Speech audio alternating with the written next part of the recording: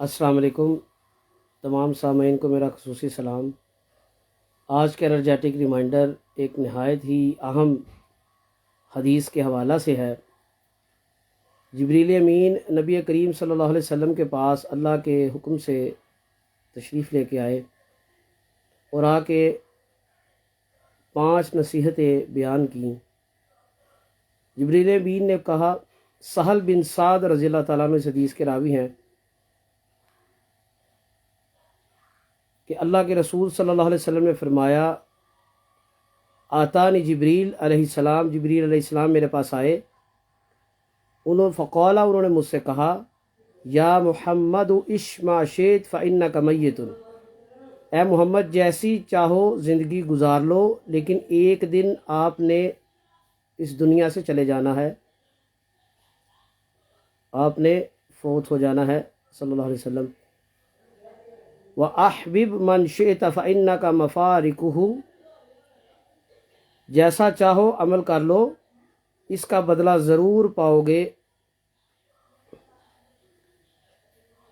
وَعْلَمْ، اور جان لو، أَنَّ شَرَفَ الْمُؤْمِنِ قِيَامُ اللَّيْلِ، مومن کا شرف جو ہے، ایک ایمان والے کا اللہ کی بارگاہ میں بہترین اور عزت کا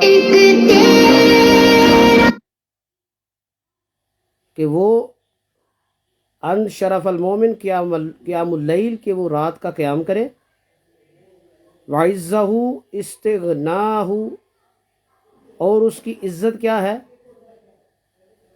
استغناءہ عن الناس، کہ وہ لوگوں سے بے رغبتی اختیار کرے، لوگوں سے بے نیاز ہو جائے۔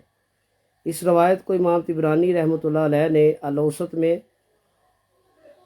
درج فرمایا ہے، امام حاکم نے مستدرک میں، اور امام حاکم، امام ذہبی اور شیخ ناصر الدین البانی رحمۃ اللہ علیہ نے اس کو صحیح قرار دیا۔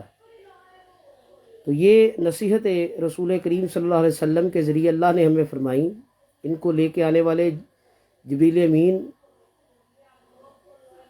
اللہ کے رسول صلی اللہ علیہ وسلم کو یہ 5 نصیحتیں فرما کے گئے کہ جو مرضی کام کر لیجئے، جیسے چاہے زندگی گزاریے، ایک دن اس زندگی کا اختتام ہے، اور جیسا عمل کریں گے اس کا بدلہ ضرور پائیں گے، وہ اچھا ہو یا برا ہو۔ اور اس کے بعد کہ مومن کا شرف جو ہے، مومن کی اعزاز، مومن کا اللہ کی بارگاہ میں بلندی پانے کا ذریعہ جو ہے، وہ کس چیز میں ہے کہ وہ رات کا قیام کرے، اور اس کی عزت لوگوں میں بے نیازی سے ہے۔